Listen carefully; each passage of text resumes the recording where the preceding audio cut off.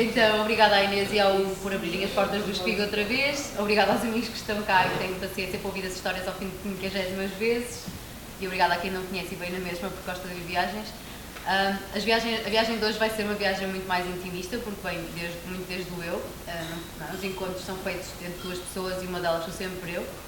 E pretende ser uma espécie de homenagem quase, que eu tenho 35 anos e acho que ao fim de algum tempo uma pessoa sempre precisa de parar de fazer uma espécie de balanço do que anda a fazer na vida, e se calhar esta é uma espécie de balanço que eu precisava de fazer. E o meu balanço passa pelos outros e por esta experiência que é estar em contacto com os outros, para mim é uma coisa mesmo importante.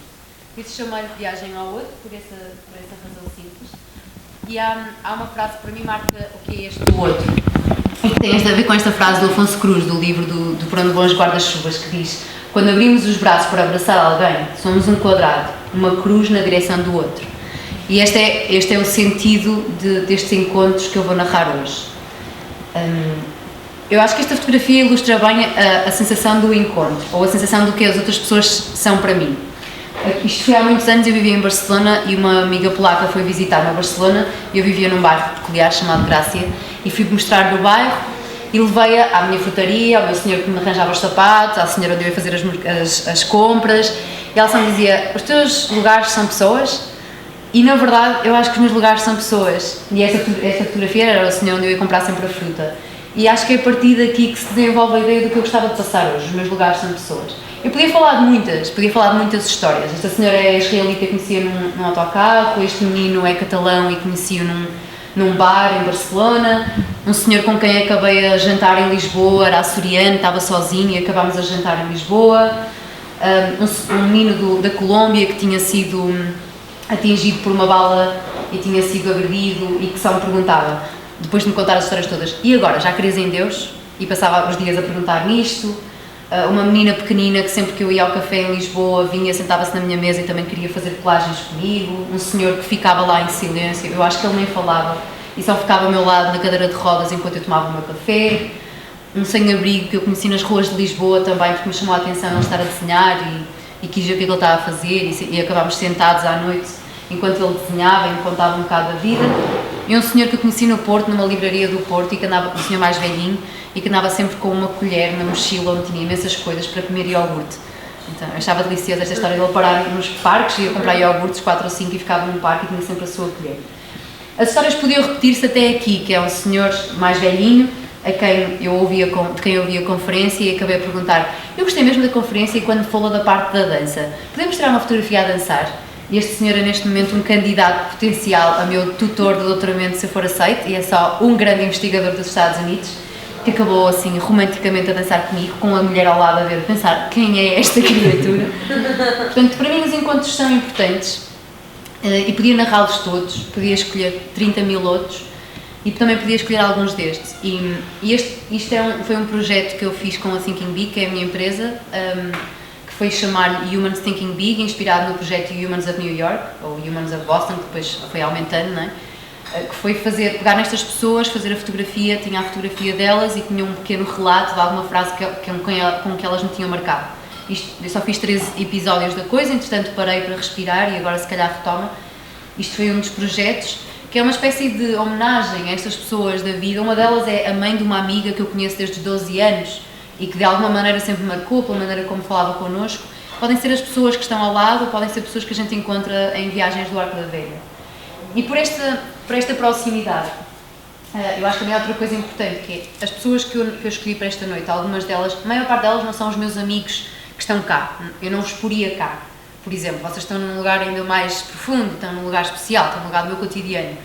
Estas são pessoas que de alguma maneira, algumas delas eu vi-as uma hora, muitas vezes, mas são pessoas que fizeram parte do caminho. E acho que a respeito da amizade, porque depois as pessoas acabam por se construir e acabamos todos por nos construir. Há uma frase do Tolentino, que tem um livro que se chama Nenhum Caminho Será Longo, e é precisamente sobre a amizade. Tem uma frase que diz assim: os nossos amigos fazem parte da nossa vida, mas não só, eles alargam-na, conspiram para que se torne luminosa e autêntica, oferecem-lhe leveza e profundidade, purificam-na com a verdade, temperam-na com o humor, insistem que ela é feita de futuro. Os amigos testemunham ao nosso coração que há sempre caminho e que nenhum caminho será demasiado longo. E é com esta frase que eu gostava mesmo de começar, porque a ideia desta frase junta amigos e junta caminhos, e a ideia desta viagem é essa, é levar as pessoas pelo caminho das viagens de fora. Então a viagem começa com o que o Walter Ugumem, uma vez eu encontrei e estava à procura de escrever sobre isto e explicava-lhe esta necessidade de falar de outras pessoas e como é que eles fazem os nossos caminhos, e depois de lhe explicar a ideia, ele disse, pois no fundo, se eu fosse escrever o livro que tu vais escrever, ou que tu gostavas de escrever, eu chamar-lhe À Procura do Primeiro Humano.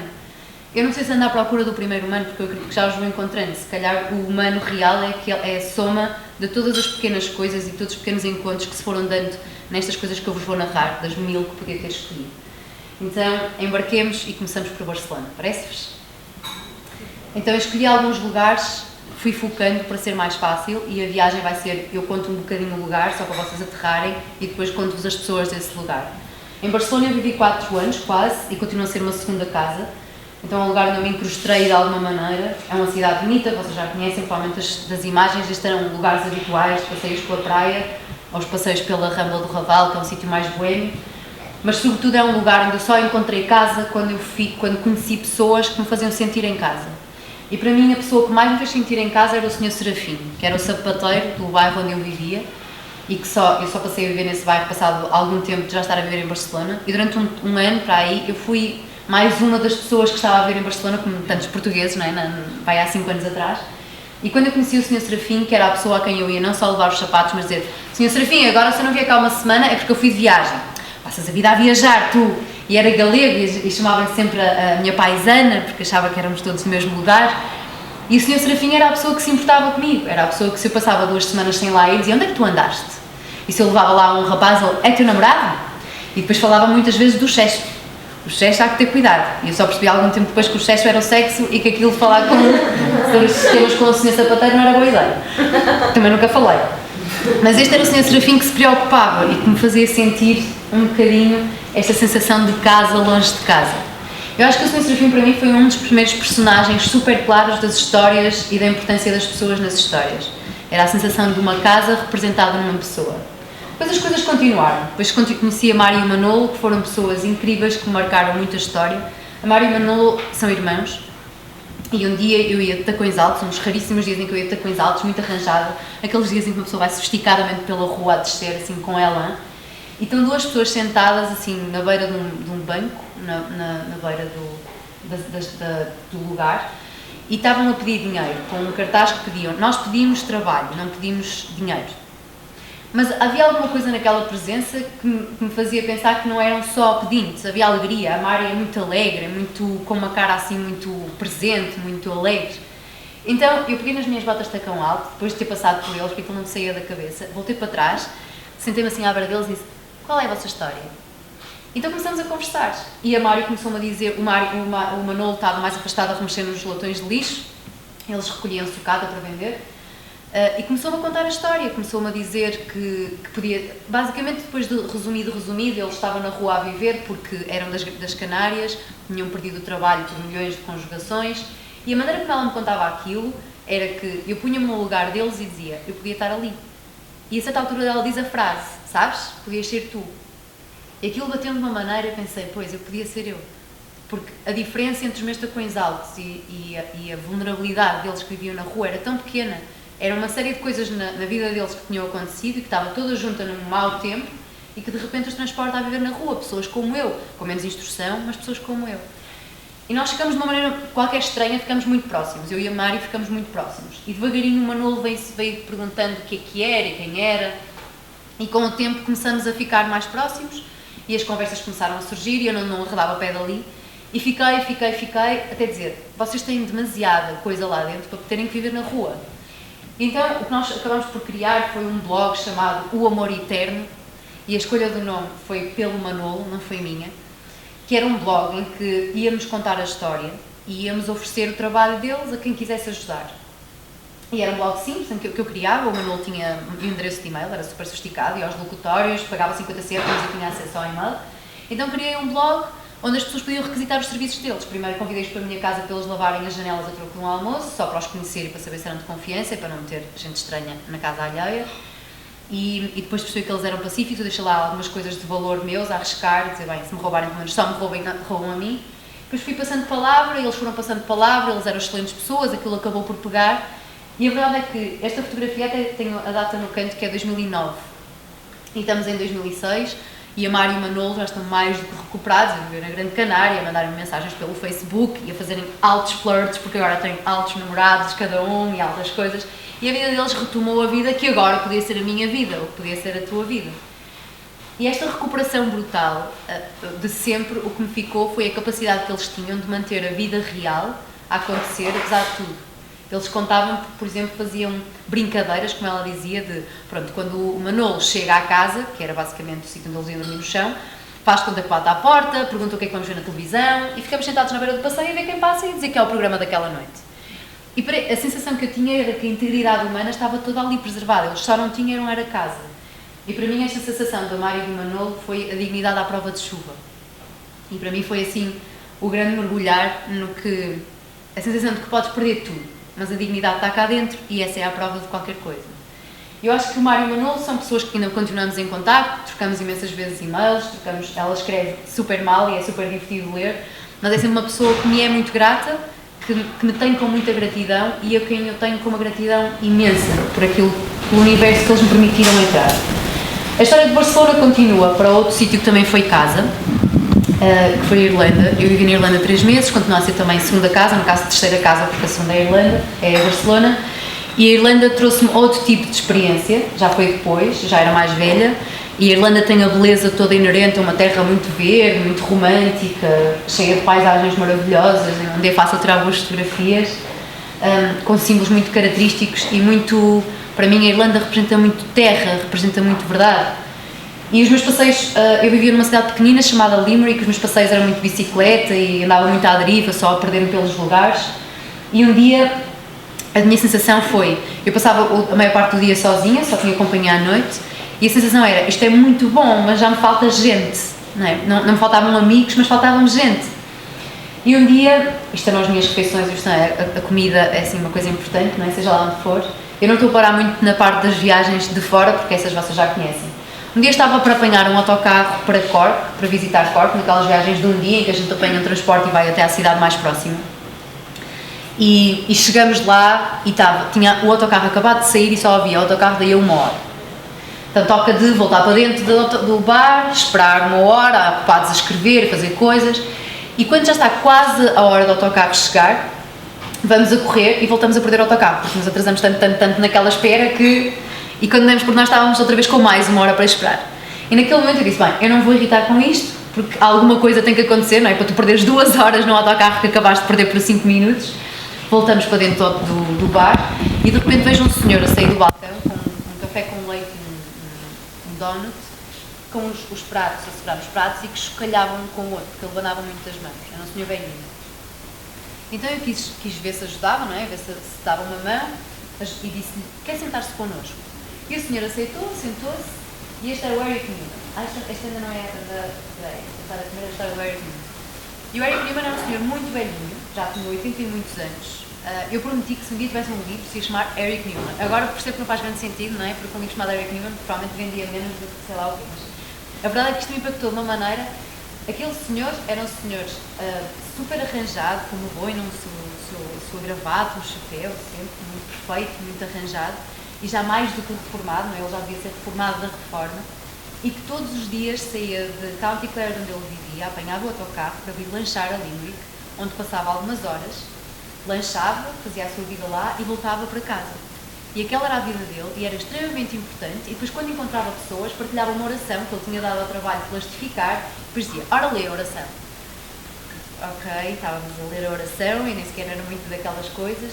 Depois explicava o sinal daquela oração e depois explicava o significado e depois debatíamos e depois explicava que tinha feito telhados e ele tinha uma vida lá dentro incrível. E a sensação que o Eric Newman depois chegava à hora e apanhava o seu autocarro, não perdia com certas pessoas, ia apanhar o autocarro e continuava a vida dele. E aquela rotina de lanchar àquele lugar e de se cruzar com as pessoas, de conversar com quem encontrasse e de lhe dar aquela oração plastificada era absolutamente sagrada para ele. E era no fundo o que o mantinha vivo. E a minha sensação do Eric Newman era esta, era uma vida à prova de anos. Eu continuei a encontrar-me com ele, continuava a ir às vezes à estação de autocarros para ver se o encontrava, e ainda encontrei algumas vezes. e de repente deixei-lhe de perder a pista. Mas o Eric Newman foi esta sensação de que realmente morrer, acabamos por nunca morrermos a sério.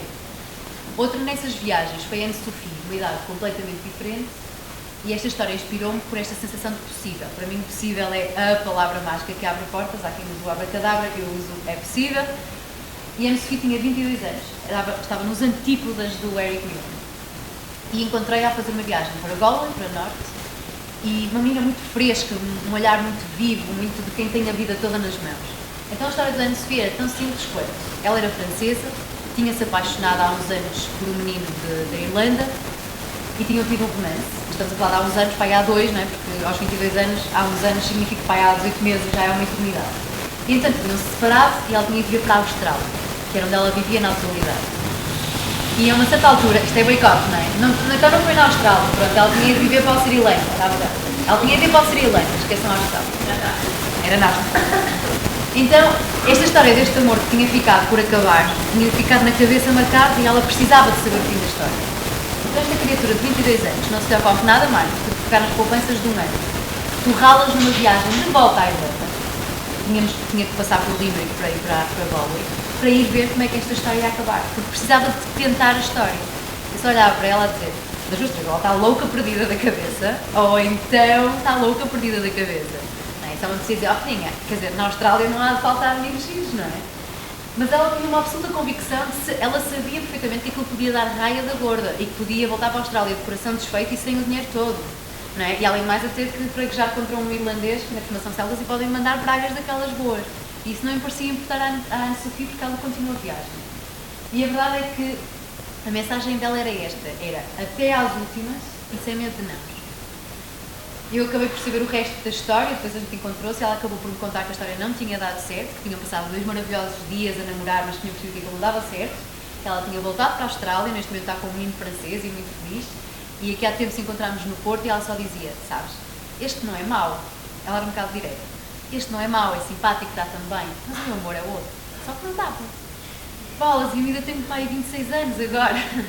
A gente pensa, bolas, isto de cruzar um mundo inteiro para ir ver se aquele amor é ou não é, às vezes a gente tem um amor ao nosso lado e diz, é melhor não, porque a gente já acabou há 2 meses e agora se calhar já tem outra. Caramba, vai lá! Há gente que cruza o mundo atrás disso. Eu achei a Anne-Sophie absolutamente inspiradora e continua muito no meu coração.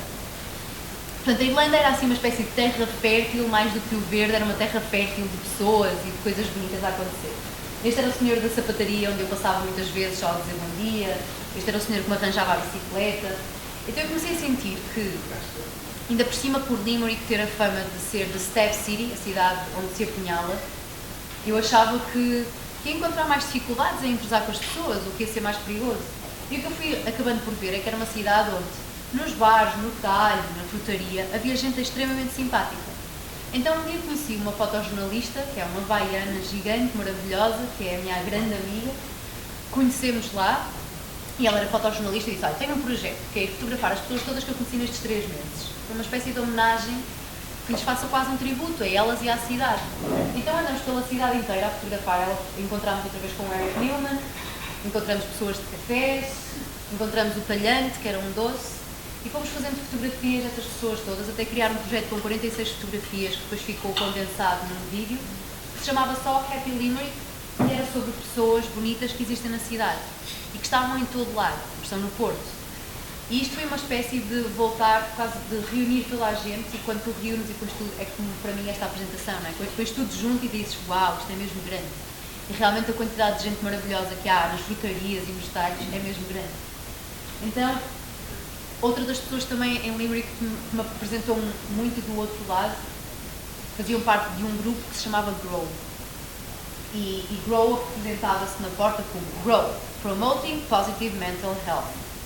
Ora, eu trabalho com psicologia positiva, que é promover a saúde física e mental e não sei o quê. Então pensei, isto é para mim. Como eu não tinha nada para fazer durante os dias, eu andava sempre de bicicleta, pensei, vou cá oferecer os meus serviços e perguntar se querem ajuda e se posso fazer coisas e vamos já desatar a colar post-its desenfreadamente em toda a gente. E cheguei lá e disse, olha, eu tenho imensas ideias, tenho imensos post-its, podíamos fazer umas coisas super giras para promover a saúde. E lá, é muito bem-vinda, mas isto é um grupo de apoio a gente deprimida. Pronto, enganei na porta, chave. Eles ali, eu aqui, não quero ter nada a ver com esse mundo.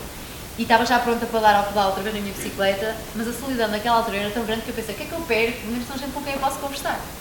Pronto, a solidão faz estas coisas e eu acabei por ir a estas reuniões de deprimidos e ansiosos. E eu, que sou Maria Pimpona, que digo, olá, bom dia, vamos falar de Tolsi. E acabei por me sentar e tive que dizer a primeira sessão, eu sou psicóloga na realidade, não sei bem se devia estar aqui ou se podia estar aqui. Eles disseram, tens vontade de ouvir, tens vontade de falar? Eu, então fica. E eu fiquei 3 meses. E ao fim de 3 meses eu descobri que esta era um bocado a família que a gente encontrava em qualquer lado. Que eram pessoas que me recebiam de uma forma genuína, autêntica, que me faziam sentir que pertencia à cidade e que tinham uma família dentro da cidade.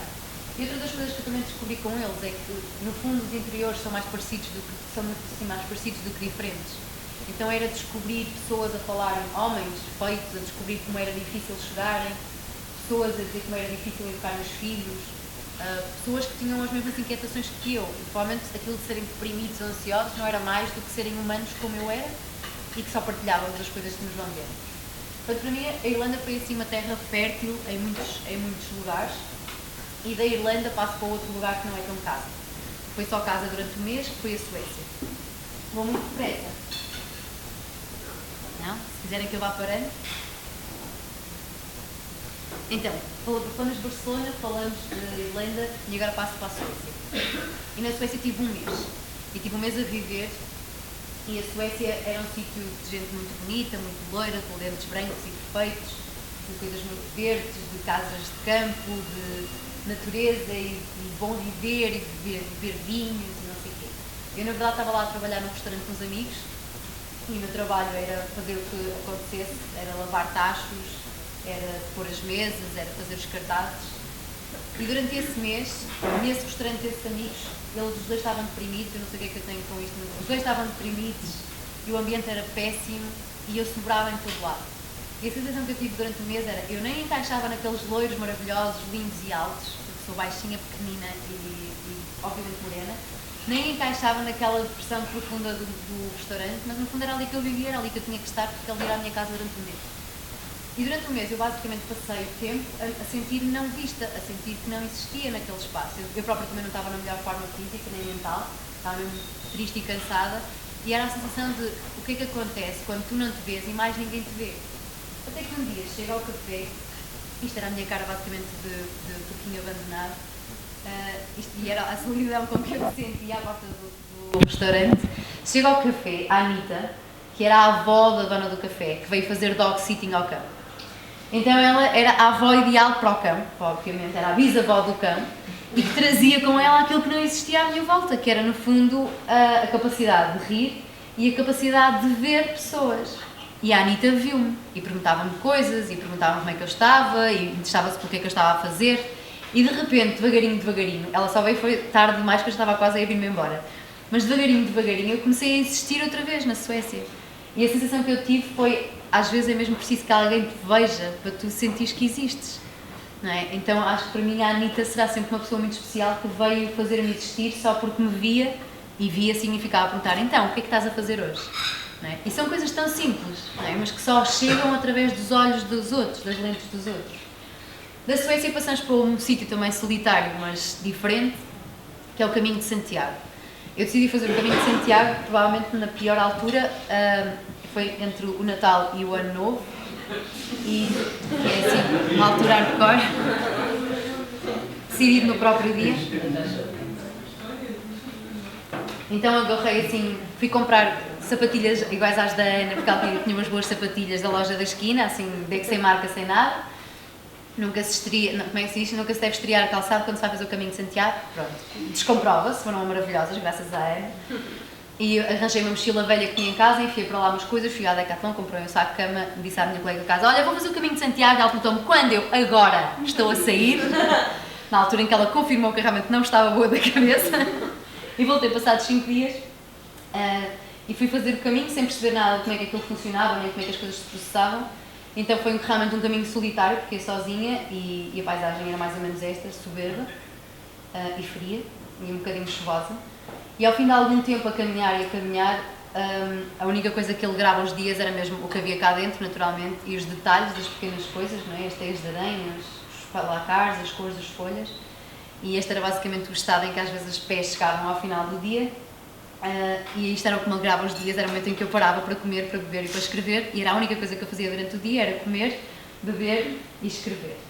Então, estes eram assim os confortozinhos emocionais do caminho de Santiago, que foi Sobeiro. Entretanto, chegou um dos dias e queria realmente dormir, porque estava cansada e estava com frio, e este sinal de albergue de peregrinos é a coisa mais, não é? Isso enche-nos de fé, mesmo que a gente seja absolutamente descrente, naquela altura começa a aparecer uma aparição de Fátima a dizer e parece melhor que a Nossa Senhora, que é um albergue para dormir e descansar e tomar banho e deixar a mochila. E eu estava assim filadíssima naquele albergue, só que mal informada como ia, não sabia que não podia pernoitar se não tivesse uma coisa para carimbar e não tivesse o carimbo. Agora, a altura em que vocês olham para mim e dizem informaste-te, sim, mas não fiz, portanto cheguei lá e não deixaram dormir. E eu insisti, houve ali uma grande celeuma à volta, o albergue estava às moscas e só dizia, não faz sentido que uma criatura no dia 27 de dezembro esteja a dormir a modos que na rua, quando o albergue está vazio, é para peregrinos. Eu, obviamente, pelo porca que estou, sou peregrina, pelo cansada e as olheiras que tenho, venho a caminhar, só não tenho um papel. Pois, mas sem papel não entra, e isto foi assim até uma hora depois, com gente a interceder por mim, não se esquece. Bem, eu estava a modos que desesperada, porque a noite começa a cair, o frio, não é? Os dias estão contados, eu queria mesmo chegar a Santiago, sou teimosa como uma mula. Eu estava, bem, isto não dá, que encontrar a solução. Então resolvi para um café, eu acho que os cafés oferecem a solução para tudo. É as mesinhas de casa. Fui para um café, pusei a mochila e estava assim naquele momento de é bom que eu descubra a solução rápido, porque a noite está a cair e seja qual seja a solução, é bom que ela chegue depressa. E decidi escrever. Pronto, quando nada funciona, escreve e as coisas também hão de passar. E entretanto, chega um senhor, que era o Demba, e eu só soube depois, a vender produtos daqueles de artesanato, aquelas figuras altas de madeira e DVDs e etc. E olha para mim e obviamente foi dizer, bem, esta obviamente não é? Obviamente, não é? Cansada, com uma mochila de caminhante. E depois ficou a olhar para mim e disse, vamos sentar. Está bem. E ele sentou-se à minha mesa e disse, então, estás a fazer o caminho? E eu, é. E ele, o que é que tens? Eu, não tenho casa, não sei onde é que hei de dormir. E ele, E ficou sentado à mesa. E não havia muita conversa a acontecer. Pronto. E a altura ele disse, espera aí, eu vou falar a um amigo meu a ver se ele te dá a guarida aqui. Mas no fundo ele era provavelmente mais sem abrigo do que eu. A certa altura a conversa começou a surgir, o amigo não me podia albergar e eu já estava a ver a minha vida mal parada. Mas a saber que a solução ia aparecer, porque a vida é feita disto, não é? Quem se põe muito à estrada e quem viaja sabe que a solução aparece, só demora, mas, não é? Há aquela frase do filme que é, no final tudo acaba bem, se não está bem, é porque ainda não acabou. Pronto, eu acho que faço disso o lema da minha vida nas viagens, que é, isto há de ter uma solução, eu só tenho que esperar o suficiente. Então eu acho que a sensação que eu tinha era, eu só preciso de relaxar. Se eu relaxar, o meu cérebro vai funcionar e eu vou descobrir como é que posso sair daqui, não é? Isto é uma terra de peregrinos, há de haver soluções. Então o Demba só me diz, coisas boas acontecem a quem puro é o seu coração. E esta frase, eu escrevo tudo que me dizem, quem já me conhece mais ou menos bem sabe, este estranho hábito de estar a falar com pessoas e a tomar notas ao mesmo tempo. E eu achei que aquilo era o que eu precisava de ouvir. Era só aquilo. E ele disse, vai ficar bem, vai ficar tudo bem. E é isto. E pronto, eu acalmei, sosseguei, achei que aquilo tinha sentido e acho que neste sentido de relaxa e despedimos, eu levantei-me as minhas coisas, andei a deambular pela cidade, encontrei um sítio a dizer alugam-se quartos e acabei a dormir numa cama tranquila, um bocado mais cara talvez, e a poder acender a minha vela de baunilha da viagem. E a sensação era esta, eu só precisava de sintonizar, não é? Só que precisava que alguém me viesse sintonizar outra vez, daquele desespero, daquele de onde é que raio eu vou dormir. Portanto, para mim, mais uma vez, o Demba, eu nunca mais soube dele, nunca mais soube nada dele, mas para mim o Demba foi a pessoa que disse a coisa certa para me sintonizar no momento certo para eu voltar a procurar a solução certa. Há outra que vem de uma terra também de fé. Em Israel aconteceram várias coisas, a maior parte destas viagens são viagens a sós. A Israel eu cheguei no bonito do lugar, fui para um casamento de amigos, portanto acabei por encontrar lá gente, mas a maior parte das vezes andava sozinha a sentir os espaços. Querem que eu pare um bocadinho? Estou depressa. Não? Eu estou a engatar umas coisas nas outras para não nos fazer perder depois muito tempo porque eles tenham que ir embora cedo. Esta sobretudo em Jerusalém, é um sítio bastante peculiar e eu deixei-me só andar pelas ruas e mais uma vez a sensação que eu tinha era, é bonito, mas se eu não encontro ninguém nos próximos 3 minutos e meio, isto não vai servir a nada. E esta é sempre a sensação que eu tenho é, o de fora é bonito, mas se não aparece mais qualquer coisa, não há história para contar. Ou isso ou qualquer coisa boa para comer, também serve às vezes. Muitas vezes. A minha mãe costumava dizer, quando saía, eu era pequenina, a minha mãe me levava lá de um lado e dizia, agora temos que ir comer uma coisa boa, senão não te lembras disto. E eu acho que isto continua, ela quando me levava de um lado é agora não comer uma coisa boa para depois me lembrar daquela memória. Então, numa das ruas, eu acabei por me perder lá num bazar e isto era já nos últimos momentos de eu estar a sair para voltar e tinha as moedas contadas já para apanhar o autocarro, para apanhar o metro, para depois ir apanhar o autocarro para vir para o aeroporto em Tel Aviv. Isto já era no último dia. Então estou a fazer negócio lá com o senhor que vendia postais, ele queria mesmo vender postais, eu já não queria comprar mais nada, que já tinha o dinheiro contado, mas tinha algumas moedas em euros e ele disse, também aceito euros. E essa altura estávamos ali a discutir dinheiro, de quanto é que eu posso dar, quanto é que eu tenho, e o senhor da frente, que era este senhor, disse-me, negocia, que isto é mesmo assim. E eu, não estás a entender, eu não estou a querer ser mazinha, é que eu não tenho mesmo, eu tenho dinheiro, até me faltam, na realidade, faltam-me 10, não sei, já me qual eram as moedinhas, mas 10 moedinhas para conseguir ter o dinheiro para o autocarro. Eu estou a pensar a ir de Borlem, esquemas à português. E tanto o senhor diz, mas quê, falta de dinheiro? Faltam-me 10, não é? Shekels.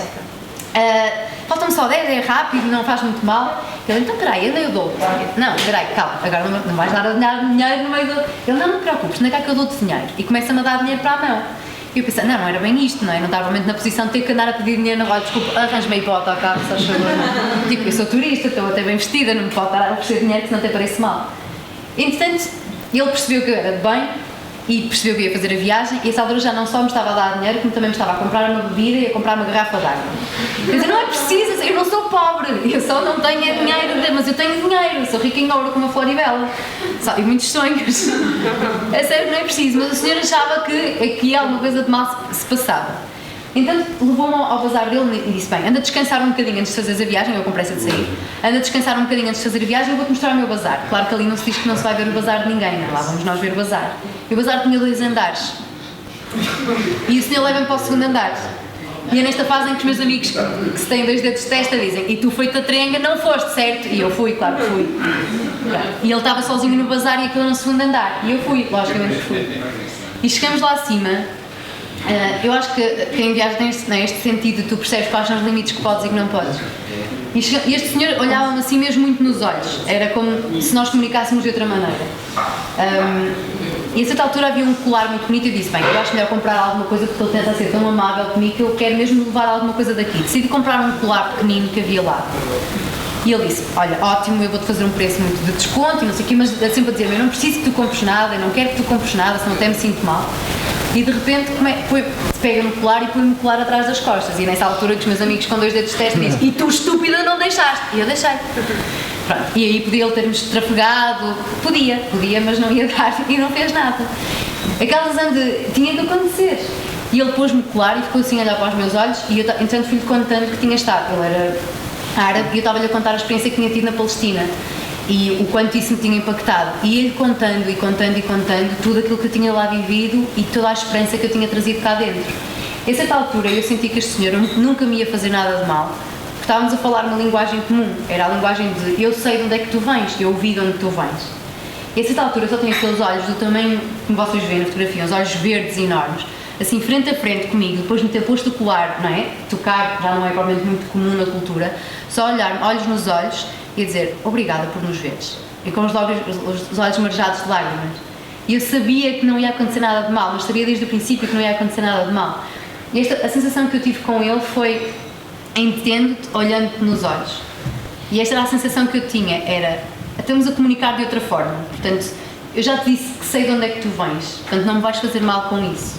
Eu acho que isto para mim reforça sempre muito a fé que há nas pessoas e que às vezes não faz mal puxar limites quando nós sabemos o que é que há detrás dos limites. Completamente anónimo, mas eu preciso fotografar porque ele estava com a sua grande metralhadora, não, é uma metralhadora, não é? Aqueles agora vão dizer, não, é uma G3, tem que se dizer assim? É uma G3 e com o telefone, não é? Como para nós podia ser normal estar com o iPod e com o telefone na mão. E tirei-lhe a fotografia e ele perguntou-me de onde é que eu era, começámos a conversar e a certa altura ele deixou-se ser fotografado de outras formas e eu acho que ele parecia o James Dean. E a certa altura ele era lindo de morrer, super alto, ainda estávamos a conversar e quando eu me aproximei mais dele, pronto, ele era um soldado, não é? Dos maus.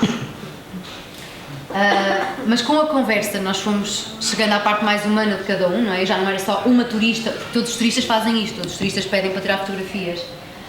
Eu já não era mais uma turista e ele já não era mais um soldado. E a certa altura eu olho para a cara dele, ele tinha uma série de cabelinhos minúsculos porque tinha acabado de cortar o cabelo. Então de repente eu tenho um soldado, não é? Grande e mau, com uma metralhadora grande e má, que é do lado dos maus, mas com o cabelinho cortado como se fosse um miúdo, não é? Ainda pequenino aqui. E aquilo enterneceu-me de uma maneira que a sensação que eu tive é, ele no fundo é um menino, só me dava vontade de apertar as bochechas e dizer, oh pequenino, anda cá aos bracinhos da Irene. Então começamos a conversar mais e mais e mais, fazes porque queres. Então ele mostrou-me que tinha um diário e disse, eu também tenho um journal, não é? Essas coisas de viagem. Então começamos a mostrar-nos um ao outro. É a vantagem de escrevermos em línguas que não entendemos, não é? Tipo, olha o meu diário escancarado em português que não vais entender. Então olha o meu em hebreu que também não vais entender. E a certa altura ele começa-me a abrir o diário dele e a contar-me coisas que lá estavam escritas e os episódios que estavam lá escritos. E eu percebi definitivamente que dentro dele havia humanidade, não havia só guerra, não havia só morte, ele já tinha matado gente. Não havia só toda a maldade que eu já sabia que tinha existido, não é? Sobretudo depois de ter estado do outro lado a ouvir as outras histórias. E a única coisa que eu lhe repetia era esta frase, era Keep humanity inside, Josh. Just keep humanity inside you. E esta era a sensação que eu tinha, era enquanto ele mantiver este ar de menino com o cabelo recém-cortado e que é no fundo pueril também, não é? Além de soldado mau, as coisas vão estar em boas mãos. E a sensação que eu tive com ele foi esta, era a ternura também cabe na guerra. E ele contava-me um episódio que eu achava delicioso, que ele era o mau, ele já era graduado, não sei como é que isto se chama, mas já era um posto acima e já tinha recrutas pequeninos abaixo dele. E ele contava-me coisas deliciosas, como estar a ensinar aos recrutas mais pequeninos como é que se atavam os nós dos sapatos. Porque eles tinham 17 anos e alguns deles que mandavam sempre daqueles sapatos que não era preciso. Então ele explicava como é que ensinava as pessoas a atar os sapatos. E era esta sensação mais uma vez, era ele também conectava com as pessoas que estavam a matar por ele ou com ele de outra maneira, desde o lado humano. Portanto, para mim, esta aprendizagem de que a ternura cabe na guerra também foi bastante importante, sobretudo depois da gente assumir tanto o outro lado que é o da Palestina. A viagem à Palestina também foi daquelas de morros nos estômagos, sobretudo porque eu fui sozinha e mal preparada, acho que já começa a ser um bocado a panagem, não é? Eu tinha uma amiga supostamente à espera, que não tinha a certeza se ia estar à espera ou não, entretanto apanhei o autocarro já tarde, já cheguei lá ao fim da tarde, e o choque é muito grande quando se vai de Jerusalém para Ramallah. Passa-se da ordem perfeita até, passa-se um muro e de repente é tudo assim, é tudo muito diferente. E de repente há o caos, e eu mais ou menos em Jerusalém já estava mais orientada, e havia o médico, e de repente há caos, e há o vazio, e a minha amiga que era suposto estar à minha espera, eu ainda não sabia se ela ia estar ou não, porque não nos tínhamos conseguido conectar. E eu acredito muito que as coisas, como diz o Demba, coisas boas acontecem a quem tem um bom coração, e tem um bom coração, coisas boas vão acontecer. Se o Sócrates não me desajudar nisto. A certa altura eu estava a ser ajudada por 3 jovens que eu na rua, a quem eu perguntei informações, a dizer, há um café com internet aqui perto, porque eu preciso de internet para comunicar com esta amiga, a ver se ela eventualmente está à minha espera, ou se eu basicamente estou sozinha na Palestina sem perceber nada. E elas começaram a guiar pelas ruas, pelo meio do trânsito, com aquele caos completo, e eu fui seguindo-as e acabamos no top floor de um super hotel a tomar umas coisas que elas eram sofisticadamente a tomar e a fumar narguilé. Eu pensar, ok. E elas disseram, isto é um sítio que tem internet e funciona super bem, ela mais tem umas vistas maravilhosas sobre a Palestina, ok? E elas basicamente a fazerem de mim a grande visita delas e a tratarem super, hiper, mega bem, e a tratarem de mim, a cuidarem de mim enquanto a minha amiga não me vinha buscar. E a sensação que eu tinha era realmente, as coisas acontecem sempre pelo melhor, não é? Eu podia ter sido trucidada no meio, eu já nem digo pelas pessoas, mas no meio daquele trânsito eu provavelmente teria morrido no meio do trânsito sem saber para onde ir. Mas de repente havia 3, algumas delas eram menores, a guiarem-me e a levarem-me a dizer, não te preocupes que nós tomamos conta de ti. E eu confiei, na verdade as coisas correram bem, acabei por me encontrar com a minha amiga, que era arquiteta, e que estava tudo muito bem, e que me foi buscar de carro, como deve ser a coisa. Ainda acabei lá a trabalhar um dia, e depois no dia a seguir fiz-me outra vez ao caminho, andei por Ramallah, a descobrir a cidade, a descobrir o caos, e a descobrir a paz, e as coisas peculiares de Ramallah, e entretanto estava um calor infernal, isto foi eu a lhe correr para ir abaixo dos espirros de água a refrescar. Apeteceu-me comer um gelado, tinham-me dito que havia um lugar que era particularmente especial pelo gelado. Chego lá para comprar o gelado, não tinha o dinheiro de lá, já tinha acabado, tinha trocado poucas moedas e tinha acabado lá, e também tenho um problema provavelmente com dinheiros e câmbios, não é? Não sou provavelmente muito planeada. E então ia pagar com cartão, mas não dava para pagar com cartão ali.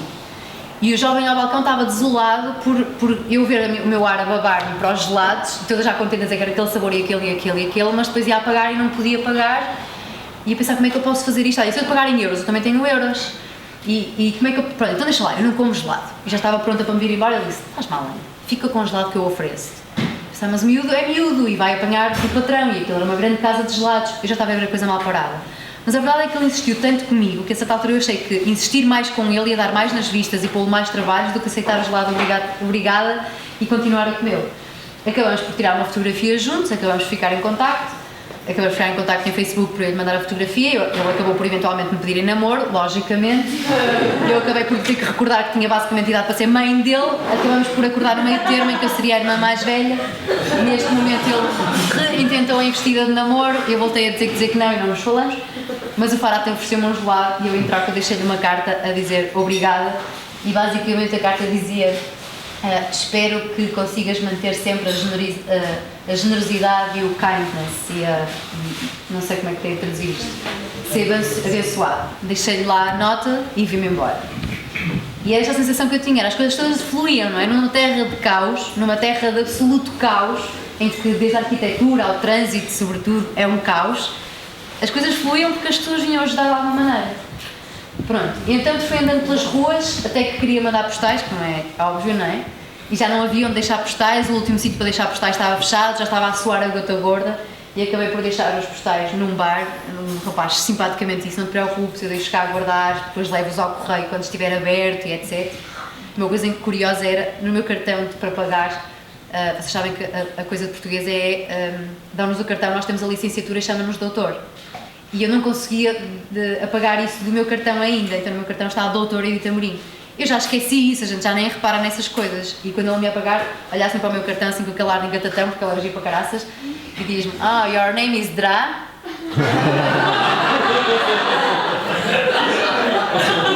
Eu espero que os portugueses aprendam a não pôr doutor.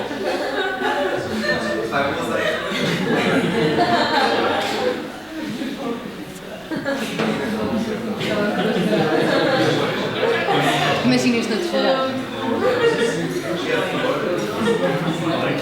Estamos nas elucubrações de onde é que isto nos leva, não é? Entretanto, a viagem continuou, já me estava a ir embora. E nesta fila enorme de trânsito com um autocarro, resolvi sair para ver o muro, porque queria mesmo ver o muro. Temos que fazer a travessia a pé, eu atravessei a pé.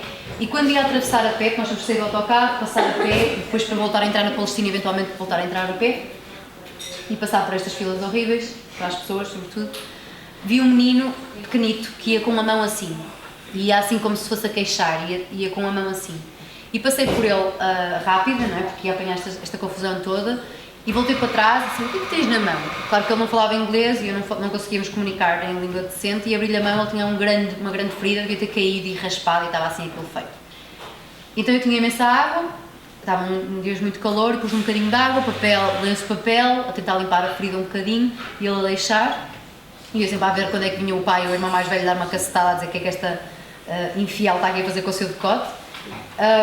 E lá então tinha um curita no meu porta-moedas, tinha um curita com bonecos. Agora não me façam perguntas porque é que eu tenho curitas com bonecos no meu porta-moedas, pessoal, tá? Porque eu gosto. Então dei-lhe esse curita e disse: olha, e expliquei-lhe por gestos que quando aquilo estivesse seco que podia pôr o curita, e continuei o caminho, voltei a passar para o lado de Israel, voltei a passar para a Palestina outra vez a pé, e andei a fazer algumas fotografias e fui ao longo do muro, para aí, durante uma meia hora, tirar fotografias ao muro, aproveitar que estava sozinha naquela área. Depois veio este miúdo e eu tive medo, porque ele vinha com um ar de mau e ali os miúdos eram mesmo agrestes. Resolvi ir embora, e quando ia embora encontro outra vez o miúdo, que já tinha posto o curita, que já tinha arranjado mais dois, e vem ter comigo e mostra-me a mão. E eu achei assim uma delícia, mas eu pensava: o que é que ele pode querer agora, não é? É mostrar-me, não é? O que é que ele pode querer agora? Já tem curita, já está curado, já está bem. Portanto vieram os irmãos mais velhos ou alguém mais velho, e ele vendia alguma coisa em papel, e veio ter comigo mostrar-me a mão outra vez. Então eu reparei nos olhões enormes que ele tinha, e era assim um miúdo com a maior doçura do mundo, e ele não parava de ficar à minha beira com a mão assim, e à minha beira a olhar para mim. Eu já não sei mais o que é que eu lhe posso dar, eu já não tinha mais nada, e estava a ver já com um saco de pano sem nada lá dentro, e depois percebi que ele queria um miminho.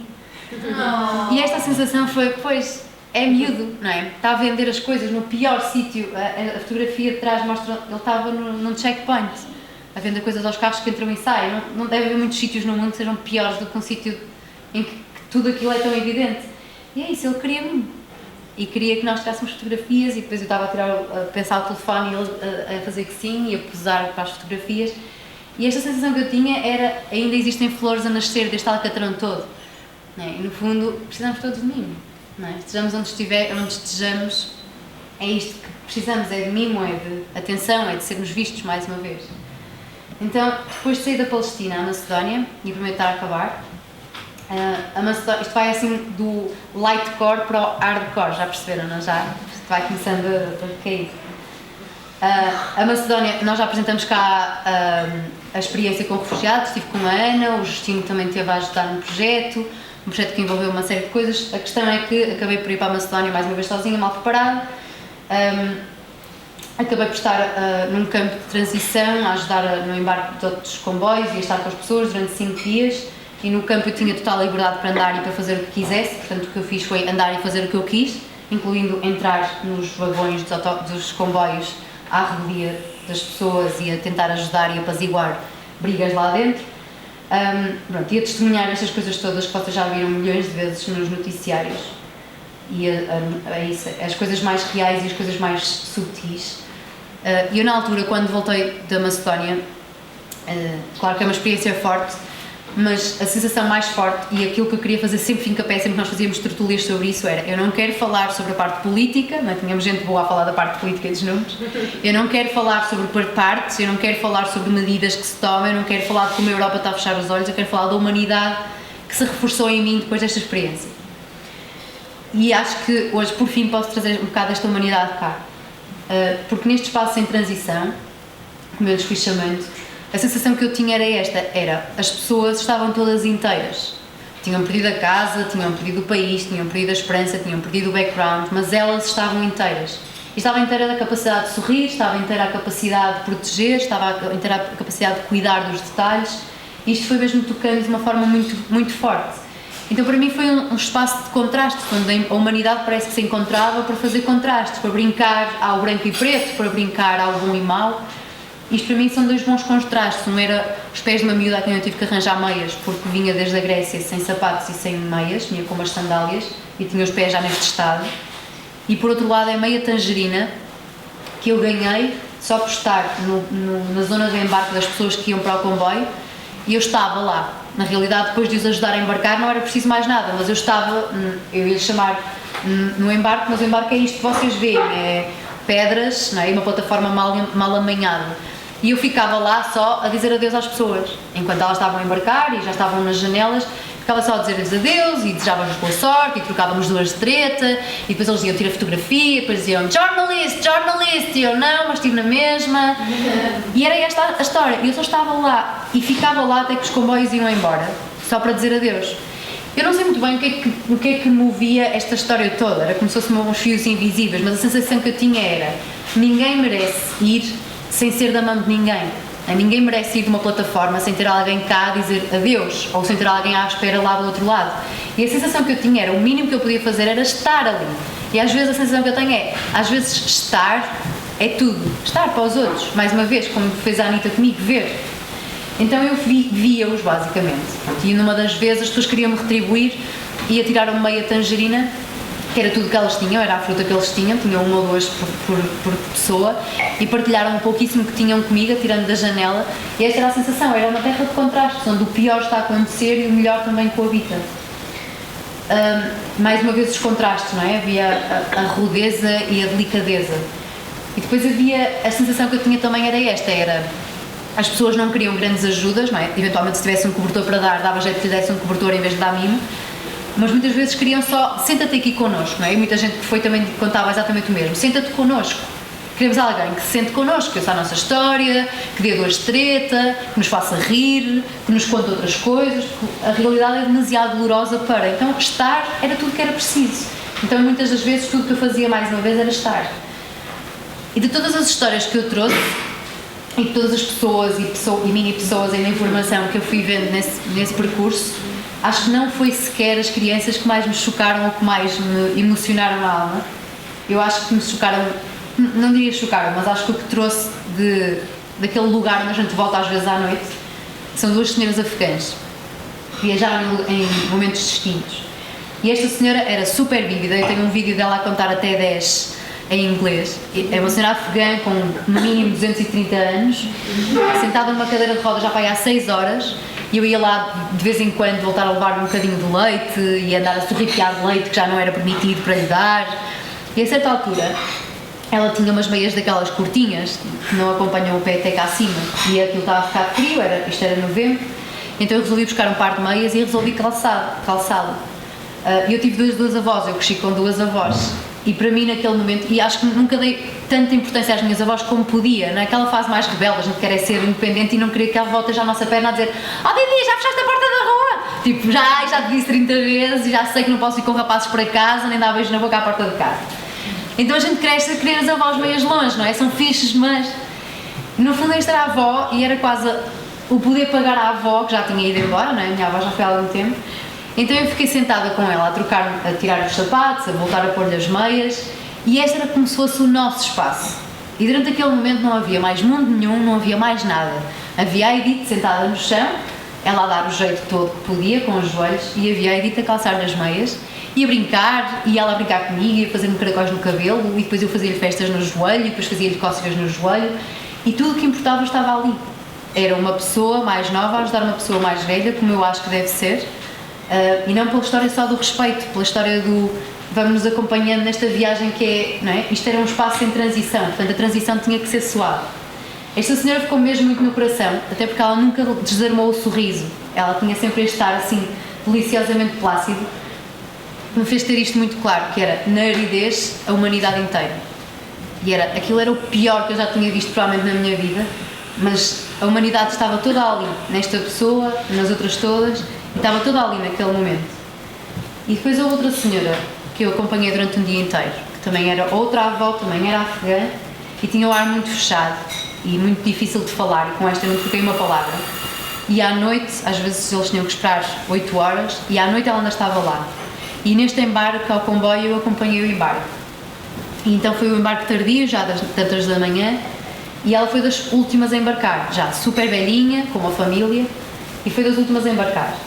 E quando eu percebi que ela tinha que estar de pé naquela fila imensa, a saber sei lá quando é que ela ia apanhar o comboio, já estava na fase de comprar o bilhete e quase a entrar no comboio, mas sabia-se lá quando arranjei lá uma cadeira de rodas, já tinha um pneu furado e não sei o quê, arrastei aquilo lá com a minha força de Hércules de 1,5 m, e levei a cadeira para lá e sentei a senhora e pensei, agora já não dá para fazer mais nada, porque na parte prática já não há mais nada, as pessoas já têm o que a gente pode dar.